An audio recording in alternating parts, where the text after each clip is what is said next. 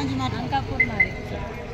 మేము డబుల్ బెడ్రూమ్ల కోసము గతంలో కేసీఆర్ పాలన జరిగినప్పుడు మేము హైదరాబాద్కి వెళ్ళడం జరిగింది.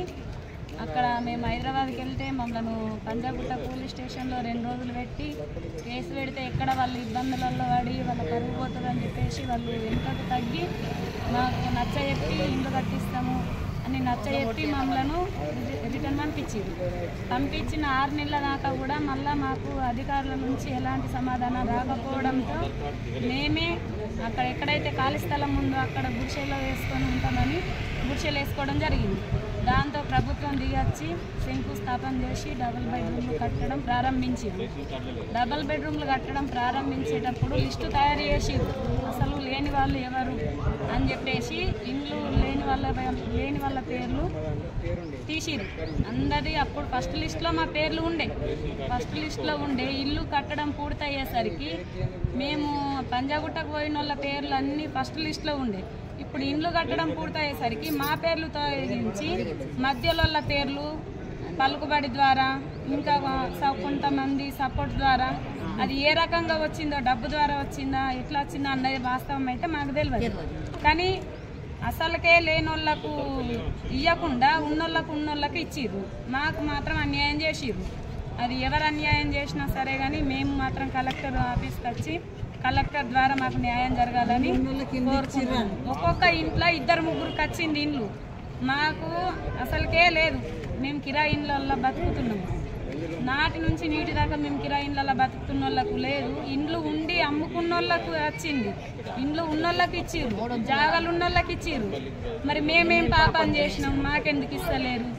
మా మీద ఎందుకు అంత కక్ష ప్రభుత్వం? ఎందుకంటే మేము డబ్బులు ఇవ్వలేము అన్నట్టు మమ్మల్ని ఆపేసిర్రా. మాకు ఖచ్చితంగా దేశంలోనూ రాష్ట్రంలోనూ అంకాపూరు వ్యవసాయానికి, సమిష్టికి, పని విధానానికి మంచి గుర్తింపు కలిగిన గ్రామం. ఆ గ్రామంలో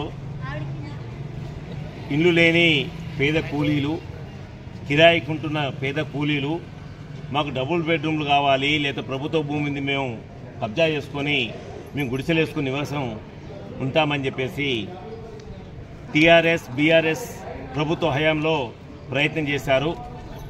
ఆ రోజు హామీ ఇచ్చింది, మేము ఇక్కడ డబుల్ బెడ్రూమ్లు కట్టిన తర్వాత మీకు తప్పనిసరిగా ప్రతి ఒక్కరికి డబుల్ బెడ్రూమ్ ఇచ్చినట్టుగా చేస్తామని 52 మందికి హామీ ఇచ్చింది. హామీ నెరవేరకపోవడంతో తిరిగి ముఖ్యమంత్రి గారి ఫామ్ హౌస్ దగ్గరికి వెళ్ళి విజ్ఞాపన చేసుకుందామని చెప్పేసి ప్రయత్నం చేస్తే విజ్ఞాపన కాదు నిరసన అని 52 మందిని 2 రోజులు పోలీస్ స్టేషన్లో ఉంచి కేసు పెడితే బదనామైతామని కేసు పెట్టకుండా వాపసు పంపించారు. తర్వాత డబుల్ బెడ్రూమ్ల నిర్మాణం జరుగుతున్న సమయంలో గ్రామంలో సర్వే చేసి ఈ 52 మంది పేర్లు ఉన్నాయి. ఆ సర్వేలో ఈ 52 మంది కూడా డబుల్ బెడ్రూమ్లు వస్తాయని చెప్పేసి భావించారు, ఆశపడ్డారు. కానీ తీరా డబుల్ బెడ్రూమ్లు అయిపోయిన తర్వాత, నిర్మాణం అయిపోయిన తర్వాత మొదట సర్వే చేసిన లిస్టు మా దగ్గర ఉంది. ఆ 52 మందికి వెళ్ళి 22 మందిని తొలగించారు, 52 మందికి అన్యాయం చేశారు. ఈ ఇప్పుడున్న 2వ జాబితాలో 22 మందిలో అనర్హుల్లో ప్రభుత్వ ఉద్యోగులు, అట్లాగే దరఖాస్తులు చేసుకోని వాళ్ళ పేర్లు, ఒకే ఇంటి నుంచి 3. ఈ రకంగా ఈరోజు 2వ జాబితా చేసి ఇండ్ల పంపిణీ జరగడానికి సంసిద్ధమైంది.